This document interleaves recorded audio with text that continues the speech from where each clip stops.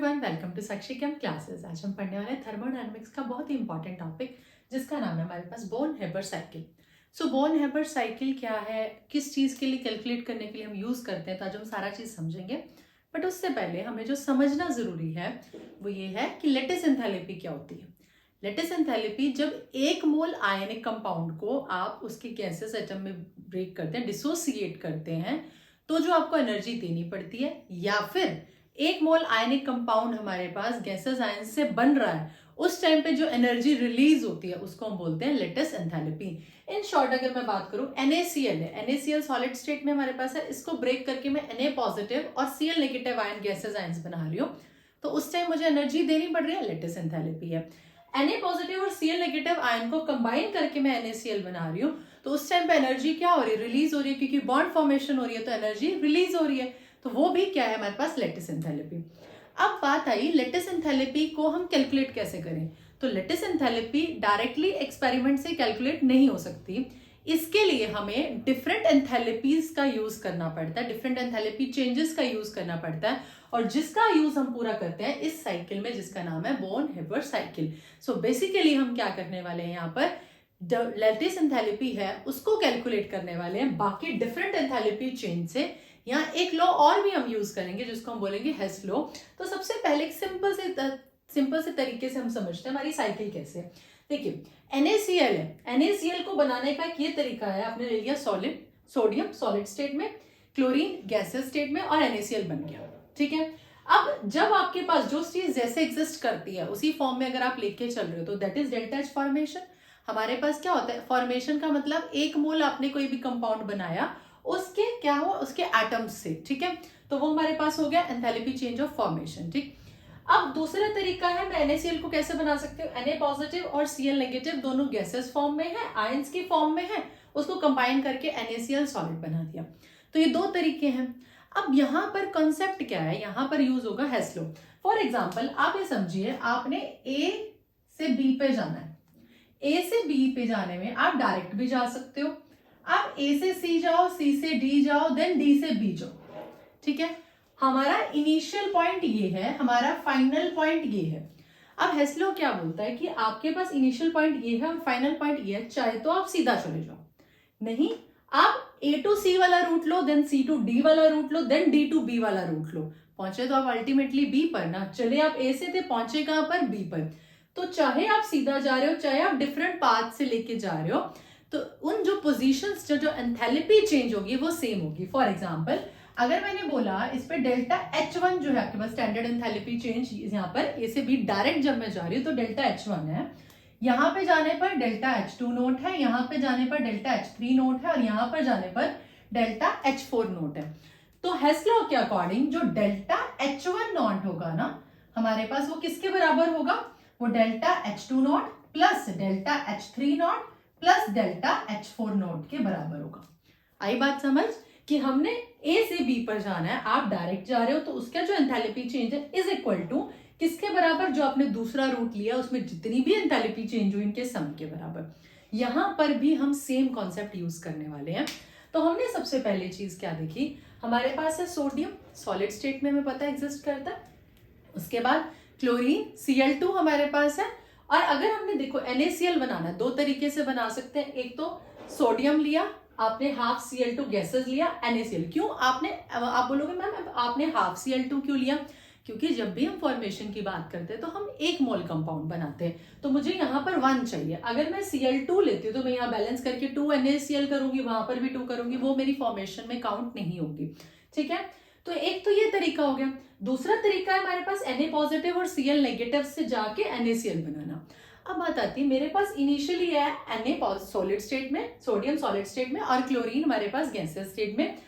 जब NaCl बनाया तो होगी एंथैल्पी ऑफ फॉर्मेशन, बट अब मुझे लेटिस एंथैल्पी तक पहुंचना है, तो मैं कैसे पहुंचूंगी, मुझे पता है मुझे सोडियम को क्या बनाना है, सोडियम पॉजिटिव आयन में कन्वर्ट करना है। ठीक है, पॉजिटिव आयन में जब भी कन्वर्ट करना मतलब एक इलेक्ट्रॉन रिमूव करना है, और इलेक्ट्रॉन जो कभी भी रिमूव होता है वो सॉलिड स्टेट से नहीं होता, वो किस स्टेट से होगा, गैसियस स्टेट से, क्योंकि वहां पर आपके पास पार्टिकल्स फ्री हो जाते हैं, उस इलेक्ट्रॉन को निकालना इजी है।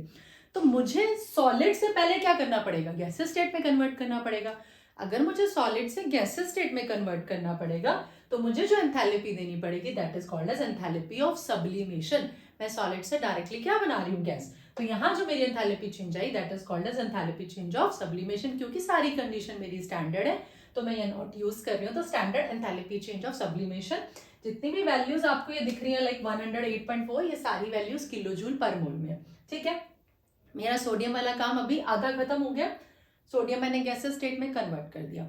नेक्स्ट स्टेप मेरा क्या है, मुझे तो सोडियम पॉजिटिव आयन चाहिए। अब मेरा गैसेस स्टेट में आ गया, अब मैंने एक इलेक्ट्रॉन रिमूव करना है। तो एक इलेक्ट्रॉन रिमूव करने के लिए मुझे क्या देना पड़ेगा, आयनाइजेशन एंथैल्पी। तो आयनाइजेशन एंथैल्पी हमारे पास क्या होती है, जब हम एक मोल, कोई भी आपके पास एलिमेंट है कुछ भी है, जब हम एनर्जी देते हैं, energy which is required to remove the outermost electron from the gaseous atom, इस गैसेस एटम में से आउटर मोस्ट इलेक्ट्रॉन को निकालने के लिए जो मुझे एनर्जी देनी पड़ेगी उसी को क्या बोलते हैं, आयनाइजेशन एनर्जी। तो अगेन स्टैंडर्ड कंडीशन में है तो डेल्टा एच, आयनाइजेशन नॉट हमारे पास आ गया। अब सोडियम से मैंने सोडियम पॉजिटिव आयन बनाया, अगेन मुझे एनर्जी देनी पड़ेगी तो वैल्यू क्या आ गई, पॉजिटिव। सोडियम पॉजिटिव बन गया। दूसरा काम मेरा क्या है, Cl नेगेटिव मैंने बनाना है। तो मेरे पास है Cl2, ठीक है। अब Cl2 को पहले, ये Cl2 का मतलब हाफ Cl2 आपके पास है, इसको गैसेस स्टेट में। पर अब देखो एक सिंपल सी चीज समझना, मेरे पास क्लोरीन क्लोरीन है, मुझे तो एक क्लोरीन चाहिए ना, मुझे क्या चाहिए, एक क्लोरीन चाहिए। तो मुझे यहाँ पर क्या देना पड़ेगा, इसको एटम में तोड़ने के लिए एनर्जी देनी पड़ेगी जिसको हम बोलेंगे एंथैल्पी चेंज ऑफ एटमाइजेशन। तो डेल्टा एच एटमाइजेशन, अगेन यहाँ हाफ वैल्यू, तो यहाँ पर भी मुझे इसको हाफ करना पड़ेगा ताकि मैं Cl गैसेस तक पहुंच सकूं। अगेन यहाँ मैंने क्या किया, यहाँ फिर से मैंने एनर्जी दी तो वैल्यू पॉजिटिव आ गई। अब Cl से Cl नेगेटिव पे जाना है, नेगेटिव पे जाना मतलब इलेक्ट्रॉन ऐड कर रहे हैं।